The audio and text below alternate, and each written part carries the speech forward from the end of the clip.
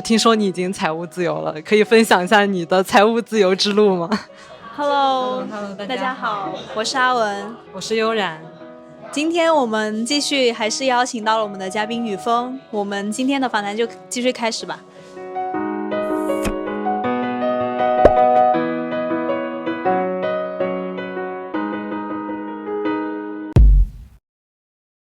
因为我听说你在做一个创业项目，你目前进行到哪一个阶段了？因为我自己是个 crypto trader， 我肯定是想做自己的那个加密货币基金的，但是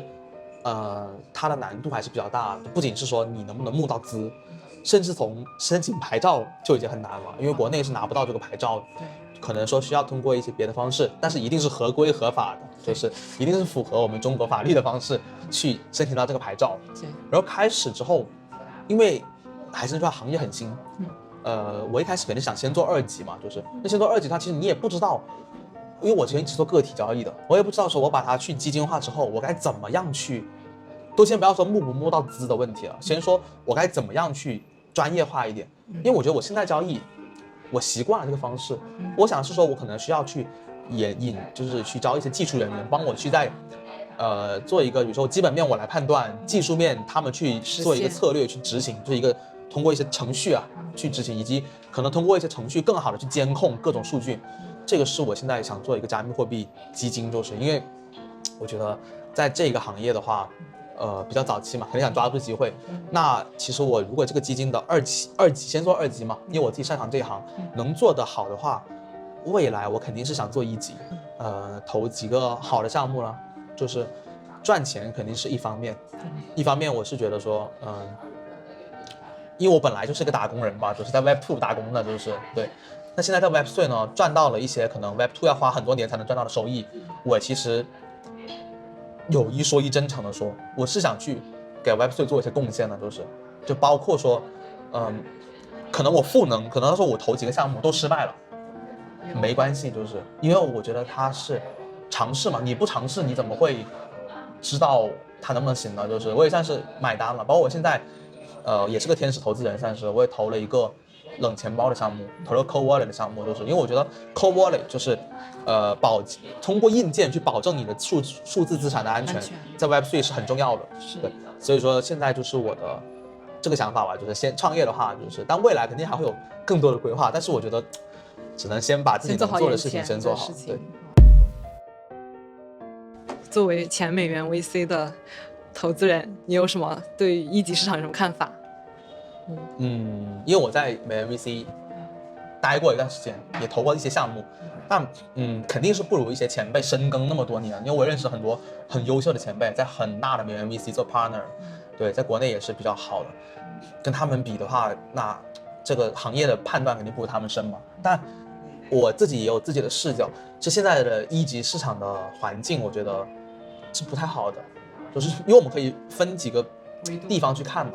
传统的美元 VC 它为什么会成功？因为它玩的是一个吃了中国互联网那波红利通过投互联网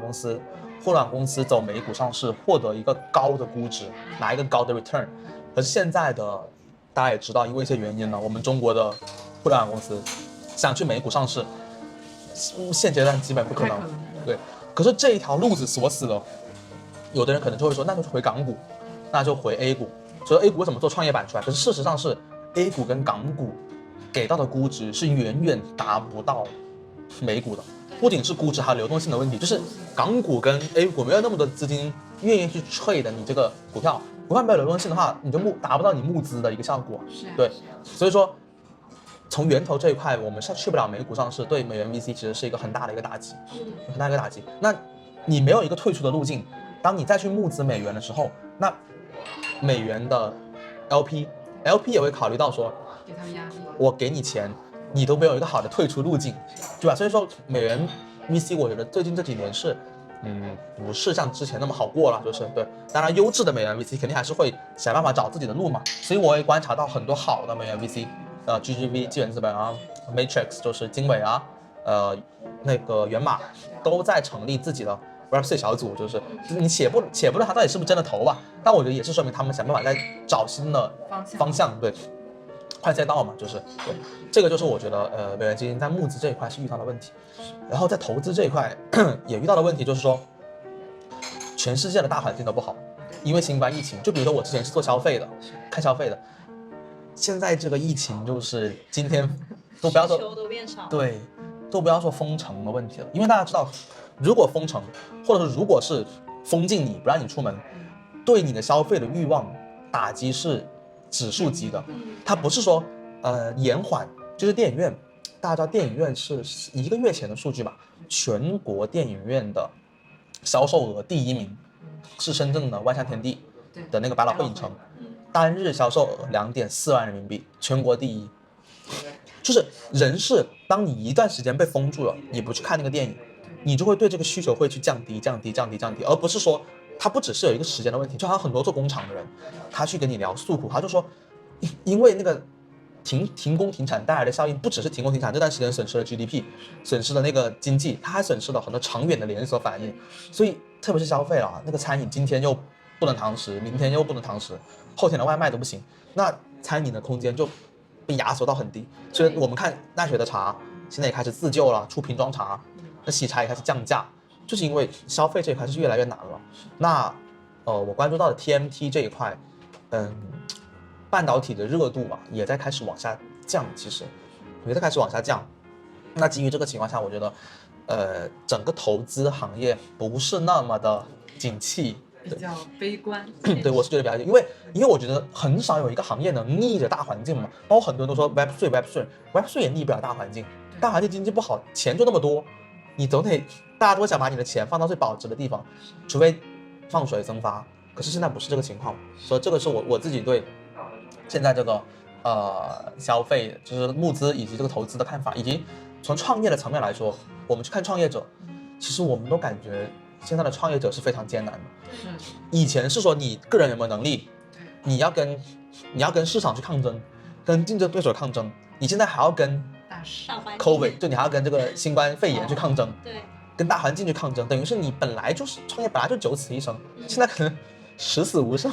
当然这个是夸张了，一定是也有很多好的项目，对，每天我们也能看到很多好的平台去融资了嘛，对。但夸张一点来说，确实现在对于创业者的难度也很大，所以我们也经常看到很多大佬，他也发表言论，就是在一些社交媒体，他也觉得说，不鼓励大家去盲目创业，就是你一定是真的知道自己想好要干什么，你再去创业。想问一下你，除了 Web3，你还有什么看好的方向和赛道吗？其实除了 Web3 之外，因为Web3 有很多有人是革命派、激进派，就是 Web3 要革 Web2 的命。我反而是觉得 Web3 是，它会颠覆到 Web2 很多东西，可是 Web2 很多东西也不会被它颠覆掉，这个是我的看法，就是因为你最终还是要衣食住行嘛，你还是离不开嘛，对，就算 Web3 出来了，你可能用加密货币去点外卖，可是最终你还是要点外卖嘛，就是这个是我的看法，就是所以说我不是那么的激进的，就是我觉得 Web3 之外的比较好的行业，我觉得硬科技始终是我觉得值得投资的，但还是很难，我知道它是最难去突破的，但始终硬科技永远是值得投资的，就是因为真正的技术是掌握在你自己手里面的，就还是不一样。就好像我们现在看到那个三星现在其实这么多年了，你说它有什么特别牛逼的技术创新？我觉得还是 OLED， 就还是在屏幕这一块。可是这种东西你一旦做到了垄断，你垄断住了，它是能吃很久很久很久的。对，就像日本我们天天说它失去了10年经济，可是日本人均 GDP 是高的，日本人的生活水平还是 OK 的，就是只不过发展速度是降下来，是为什么？是因为日本在它的那个经济大泡沫之前，它在很多领域已经达到了一个垄断，包括很多人都说，我不知道大家有没有关注10几年，我也忘了，18年还是19年的日韩贸易战，就是大家就发现日本掐住了韩国的供应链，就很奇怪了，明明韩国是那个屏幕制造的大国嘛，是因为虽然韩国三星可以做最好的 OLED， 但是 OLED 很多原材料是掌握在日本手里面的，所以我始终觉得硬科技是值得投资的，就包括半导体这些，虽然很艰难，就包括中国，其实我也认识很多做硬科技投资人了，整个回报都不如互联网那么理想，甚至很多 LP 上投资或者说很多 LP 都觉得你不应该投这么重资产的公司，因为重资产代表了你投资额要大，你的回报周期、回报压力就很大，就是。但是我始终觉得硬科技这一块是中国的必经之路，就是一定要做硬科技的，就是虽然说我虽然不懂半导体这一块，但是我始终觉得硬科技的投资人是很值得佩服的，因为他们真的是把眼光放得很长，就是互联网可能10年、20年，他们的眼光可能要放30年，要承受更大的压力，就是。听说你已经财务自由了，可以分享一下你的财务自由之路吗？其实也没有财富自由，就是因为每个人对财富自由的定义不一样嘛。是，确实，有的人花的钱多一点，有的人花的钱少一点。我就是说，现阶段可以不用去，倒不是说有钱买什么东西，只是说可以不用去从事一些自己不太想从事的工作，把自己的工作时间啊，全部安排到自己想做的事情上。对，然后其实能做到这个。赚到一些钱，主要就是因为我觉得要多归功于 Web3 吧，就是因为它是一个极其早期的行业，就如果你说我还是在传统的行业领域里的话，即使我是在完美的出身啊，包括学校啊，包括专业能力在过硬啊，可能也是需要一定的时间的，可能就是我毕业就要去高盛啊、摩根斯丹利这些公司，也要花很长的时间。但是在一个项目极度早期的行业，就好像是20年代的2000年的互联网那个时候的话，就会给我们一些。就是不具备一些先发优势的人，也有一些机会，就是可以比较早的接触到一些机会。对，就是现在有很多年轻人都想，把财富自由作为自己的人生目标或者追求嘛。那你觉得怎样才能够实现财富自由？或者说，财富自由的定义是怎样的？我们先明确一个点。就是这个问题，我觉得，你刚才财富自由的定义，就每个人都不一样了嘛，对吧？因为特别有意思的就是我在加密货币领域特别崇拜的一个人，就 Sam Bankman-Fried SBF， 他的一个观点就是，他每年只用10万美金就维持他优渥的生活就可以了。他觉得这个对他来说就是财富自由了。当然，他其实很有钱，他的资产有300亿美金，净资产有40亿美金。但是我觉得每个人对财富自由的定义是不一样，因为我认识很多朋友，他真的是要求没有那么高，他就是觉得说。我这个钱够我花销，然后我去研究我自己喜欢的东西，这个我觉得是叫财富自由。而我觉得财富自由不是胡润出了一个定义，胡润出一个定义说国际的财富自由3.5亿人民币，1线城市的财富自由多少多少，2线城市财富自由多少多少。我觉得这个不是真正的财富自由的标准。你刚刚说怎么才能去财富自由是吗？对，有什么路径吗？还是说世界上没有捷径？对，其实我自己也不知道怎么去解决，因为我觉得我很难去教导观众，因为现在观众水平都很高，但我就是也想分享一些我的看法。我用一个我很佩服一个大佬的看法吧，也是做加密货币行业的。对，他说了，这世上有2种人可以成功，是他说的，我觉得很认可。一种就是，就想赚钱的人，就是想赚钱你就大方的说出来，就这个不寒碜，就我就想赚钱，我就对，我千方百计要搞钱，你各种方法去努力什么的，这种人也可以赚钱，我觉得是 OK 的。另一种就是真的是有梦想的人，就是我是真的想把这件事情做好的。但是可能这个路上有很多人对你就是不屑，你不用管他。但是我觉得你努力去做这个梦想，如果你能做成，命运是会，这是大佬的原话，我觉得特别好，就命运是会回馈这些人的，命运一定会回馈这些人，而且这些人达到的成就会比第一种人要高很多。对，我反而是觉得，我觉得什么样的人是，我自己个人觉得我不太建议的，就是我觉得就是一方面说我要去搞梦想。一方面背地里又算钱，就每天就这种，我觉得是两头不上岸。就是我觉得不要这样子，就是我觉得，因为我觉得赚钱一点都不寒碜。就好像很多人，我自己觉得自己想成为一个 Web3 builder， 但我也跟很多来想搞 Web3 的人朋友也讲，想赚钱一点都不丢人，就是那怎么会不想赚钱？对，甚至说你只有赚到钱，你也才能更好的去回馈这个 Web3 嘛，就是对，包括你赚钱你就创业，创业是需要烧钱的嘛，就是对，是啊，对，这个是我的看法，就是我觉得，这个是2种人吧。首先就是说，就能赚到钱，财富自由，可能会有这2种人。然后至于说什么捷径，我还是用那个大佬的发言，因为我特别喜欢他的发言，我也就可能有的观众朋友不太能看到，我就转述一下。他说有三个路径，不是就3个要求。第一个就是努力，就是他说他的努力是指的是，不是那一种炫耀的努力，就是我已经持续半年了，就是我可能每天就睡。有一段时间就睡4个小时，甚至有段时间就睡2个小时每天。但是呢，我说完之后，大家觉得好像很厉害，但我不觉得很厉害。就是你要把事情做好，就你把事情做好是应该要付出时间的，就是就好像我做的时候，我没有想着说我每天规定自己就是2小时可以睡，是我把事情做好了，哦，原来已经这个点了，然后睡，认真投入它。对，就我觉得一定是努力，就是对。当时那个大佬还举了一个例子，我看了也很有感悟，因为也是我的切身例子。就因为我身体不算特别好那种嘛，就是我有很多朋友就说我身体不好，然后呢，他们有一天突然就跟我讲说你身体是真的好。我说为什么？突然要夸我？因为他们跟着我的作息，他们可能因为有时候熬夜嘛，跟着我的作息就过了1周，因为他们可能要坚持不下去，对，他们就觉得身体已经废掉了，就是说我能这么熬，说我身体真的好。平时你太谦虚了，可能。对，就是这个是我觉得第一点是要努力，就是对。当然这个概念很虚啦，就是但是确实是得投入，就是1万小时理论对这种感觉嘛。虽然我不完全赞同，但是你确实是要在某一个领域花时间的，就是才会有收获呀。对，就像刚刚提到的说，要建立自己的交易体系，就是你得花时间去打造，沉浸进去。对，然后第二个的话，我觉得就是得受到良好的教育，就是基本面要好，就是你的素质。这个教育，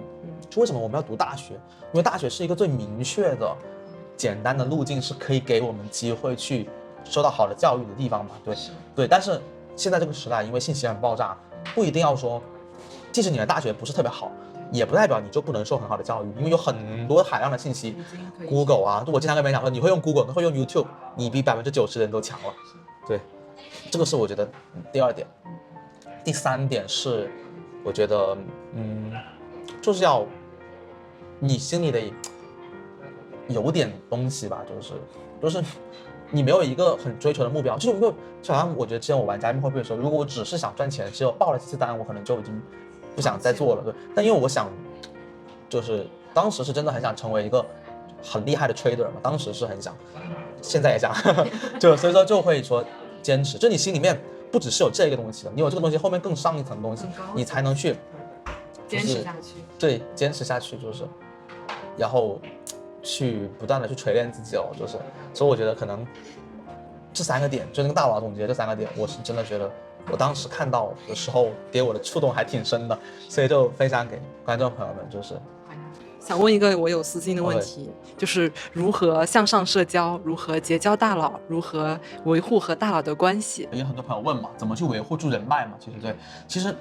这个东西是你是维护不了的，就是刻意不了的，对，你想去故意去结识，也结识不了，对，因为你没有，对，还是自身硬，对。但是我觉得我接触到很多大佬，真正的大佬，就是我非常敬佩的大佬，就是他们的共同点是我觉得非常平易近人，他们不会觉得你年轻，或者你现在是因为什么样的身份，资产没他多，就不会跟你聊。但是只要你说的话是有 point 的，就是他是非常愿意去跟你去学习的，就是